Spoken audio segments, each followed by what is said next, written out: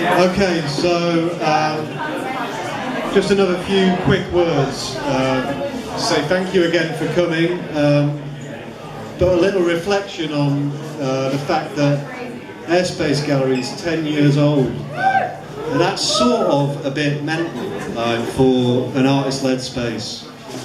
And I think it's only possible because of a lot of hard work, concentrated, committed hard work by people who really care about Stoke-on-Trent.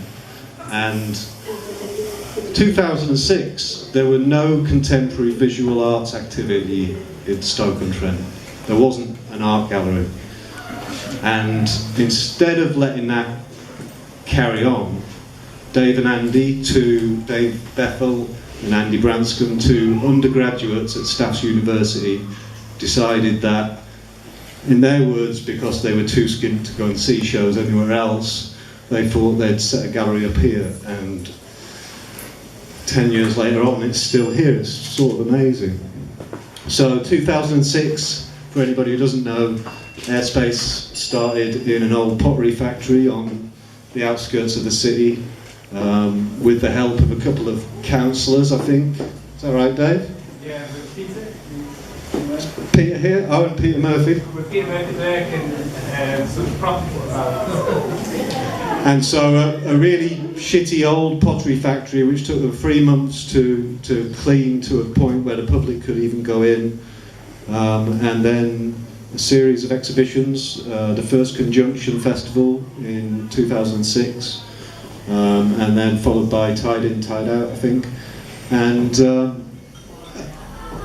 that's when I started to go. I wasn't involved at the start, but I started to go and was amazed. I think you put a couple of music nights on, yeah? And amazed that maybe 200-300 people were turning up to see like a combination of art and music, and were getting really enthralled by this idea of that there could be a visual art space in Stoke. And so from there, I think again with the help of Peter Murphy, who's at the back there, we got this space in 2007, and looked a lot different than it does now. There's some really manky carpet underneath the floorboards and some worse walls behind these walls. But you know, that I think it's sort of grown organically, the space. It's learned from each exhibition that it's staged, and we've learned along with all of those amazing artists we've worked with over the years. So getting on for well over 200 artists, you know, that's probably a conservative estimate. And I think I'd like to say at this stage a great big thank you to all of those artists that we've worked with, because none of this is possible without them. So all of you who are here tonight who have worked with us, like, you should give yourselves a round of applause.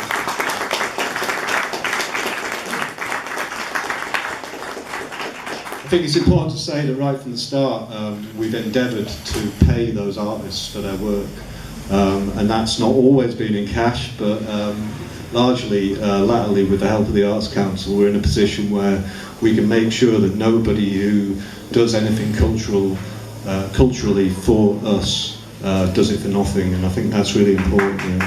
Yeah. This is an easy crowd to say that to. So Stoke in 2006 had no visual art spaces. In 2016, the situation's really changing. You know, there's lots of new activity happening here. There's a lot more interest in Stoke. It's started to get over itself a bit. You know, it's got over its depression over the loss of the ceramics industry and all of the steel and the mining and stuff. And the city feels like it's starting to feel positive again.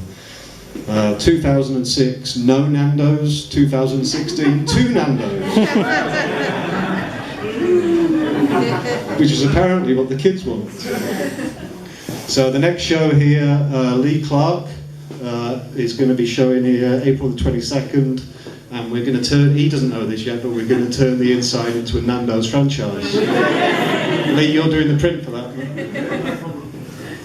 one. There are some people that I do need to thank.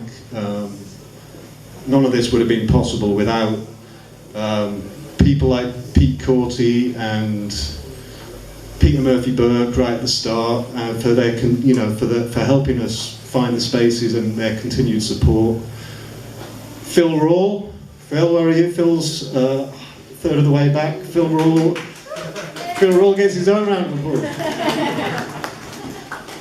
Phil is responsible for AirSpace's branding and identity, and that's the official job that Phil does, but actually it's so much more than that. He's been involved since right at the start and has been a constant pillar of support for us, and really those sorts of people are crucial when you just need a bit of advice. Or I think the last 2 or 3 years me and Phil have been working closely on the posters and stuff, and he's managed not to kill me, which is a testament to his magnanimity and his easy temperament and stuff. I think I think there's too many people to mention individually, and you won't know lots of them, but you all know who you are, and really thanks a lot. I think what we're going to do is we're going to eat some cake. The wonderful people at Teaspoon next door, which is a brand new cafe to the area, it's just celebrated its first birthday, and they're amazing. They've made us a cake, and it depicts Broad Street and a bit of Piccadilly, but it's not too pretty to eat, so I think you should go and demolish it. I think what I'd like to do, if possible, if Dave and Andy could cut the first few slices and start. It'd be nice to see you do a bit of work tonight, if you could. So if you want to head over towards the bar in an orderly fashion, there'll be some cake, and to go with it there should be a glass of pretend champagne. And there should be enough pretend champagne for each of you. And then after that, we're going to have something really special. The bloke that's going to play a bit of music for us came and played at our opening in 2006.